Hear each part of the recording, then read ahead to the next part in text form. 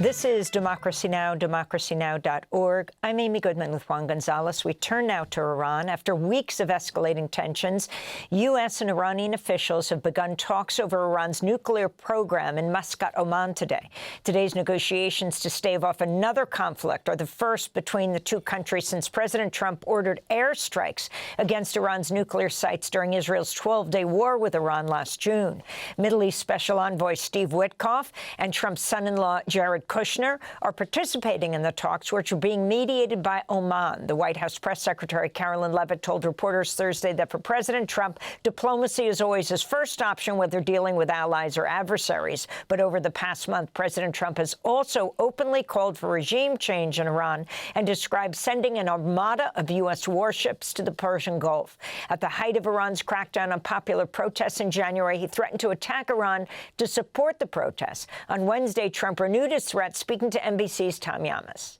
Should the supreme leader in Iran be worried right now? I would say he should be very worried, yeah, he should be.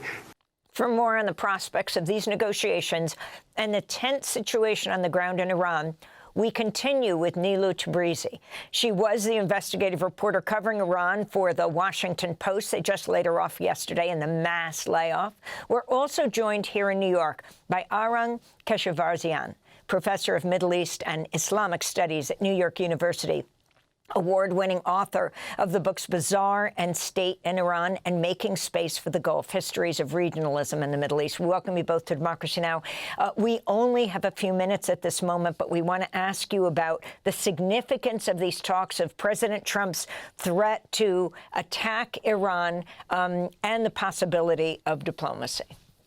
Thank you for having me. Yes, as you explained, this is a very strange and contradictory situation. On the one hand, there are these negotiations, first time in several months.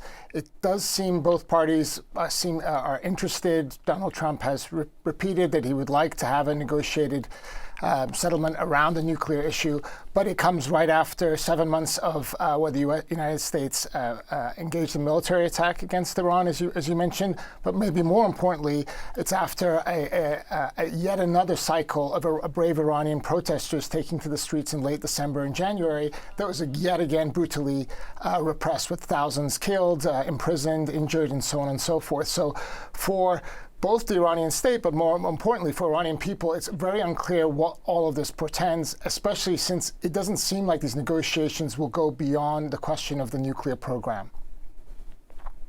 And Professor, I'm wondering, you're probably aware that Drop Site News is reporting that senior U.S. military officials have informed the leadership of a key U.S. ally in the Middle East that the president could authorize a U.S. attack this weekend. Wondering your assessment of this dual policy of Trump, on the one hand saying let's talk, on the other side amassing this armada again and threatening a direct attack. Yeah, so there's echoes of obviously what happened in Venezuela these past few months. So you have this talk of negotiations, but all of these threats. But I also want to point out that we're in a moment where there's a real deep information war, where there are many interested parties, governments, and opposition groups that are trying to feed information, misinformation. It's a very confusing part, and it should be noted that for people inside Iran who are under still a internet blackout, it's very confusing. They don't know what pieces of information to believe, what not to believe. Is there a war on the horizon, or are these negotiations going to actually reach a sort of a real meaningful conclusion? But we are in a information war as well as a threat of a real kinetic war. And Nilo Tabrizy, I wanted to ask you as well, the recent protests. Of course, the Iranian government has said that the unrest was being manipulated by Israel, and that there have been some reports of Mossad infiltrating Iran. Could you, from what you saw on the ground, was there any indication that some of these protests may have been, in one sense or another, manipulated by outside powers? No, that is a refrain that we heard, very often. I think it goes back to, former Secretary of State Mike Pompeo coming out and telling Iranian protesters, Happy New Year, Mossad is on the streets with you. That based on the visuals that we were investigating, there's no validity to that statement. If only comments like that from Western leaders make it exceptionally more dangerous for protesters on the ground.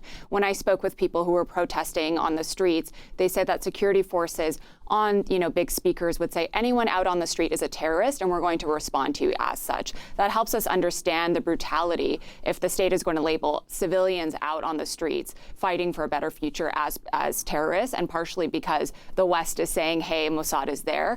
We need to understand how dangerous that is for protesters. I wanted to ask you, in the context of history, the Dulles brothers in 1953, John Foster Dulles and Allen Dulles, head of the CIA and Secretary of State, sending in Teddy Roosevelt's grandson and overthrowing the democratically elected leader, Mohammad Mossadegh, basically on behalf of BP. Yes. Right through to now, what it would mean, regime change, and Trump saying, well, he said he was doing it for the protesters if he was to push and actually achieve regime change. Now it's talking about the nuclear program. But we talked to so many activists and academics who are saying, although they are very much against the regime, they don't want the U.S. involved in attacking and removing that regime, that they see this as a popular movement. This is absolutely a popular movement. I think that is really important. We need to give the agency to the Iranians who are on the streets fighting for a better future. This is absolutely a popular movement. And we can measure that based on the spread, geographically, how many people were involved, and even with the mass arrest. If more than 50,000 people have been arrested, this points to this being absolutely a grassroots movement. How many people do you think have died? Well, these numbers are still in flux, but one of the best documentation groups, Harana, human rights activist news agency, Harana, they said that just about 7,000 they have confirmed deaths, and there are more than 11,000 under review. They update these tolls daily. And Professor Keshavarzian, your sense of what the peace movement and those who want to reduce conflict in the world should be doing at this time in terms of Iran? Yeah, I want to underline what Nilo just said. I think as progressives in the United States or in the broader outside of Iran, we should be able to hold two truths at the same time. Absolutely, war, U.S. intervention is destructive, it's counterproductive, it hurts actually the most vulnerable in Iran, protesters and others, just like the sanctions have. But at the same time, we have to acknowledge and listen to the large number of Iranians from all different segments and sectors of society that not only this past few months, but for now over 10 years, have been engaging in various forms of protest, whether it's economic issues, whether it's demanding accountability and responsiveness from their rulers. They have been making this demand. And the Islamic Republic's social base has been whittled away gradually but systematically for over the past 15 years. It is vulnerable, but a U.S. intervention is going to be counterproductive to all of this. Arang Keshavarzian, I want to thank you so much for being with us, professor of Middle Eastern and Islamic Studies at New York University. We hope to have you on soon again. And Nilo Tabrizy, investigative reporter covering Iran, just let go from the Washington Post as part of the massive layoff of more than 300 journalists, about a third of the Washington Post staff. You will both be speaking together on a panel at NYU Wednesday, February 11th. Thanks for watching Democracy Now! On YouTube. Subscribe to the channel and turn on notifications to make sure you never miss a video. And for more of our audience-supported journalism, go to democracynow.org, where you can download our news app, sign up for our newsletter, subscribe to the daily podcast, and so much more.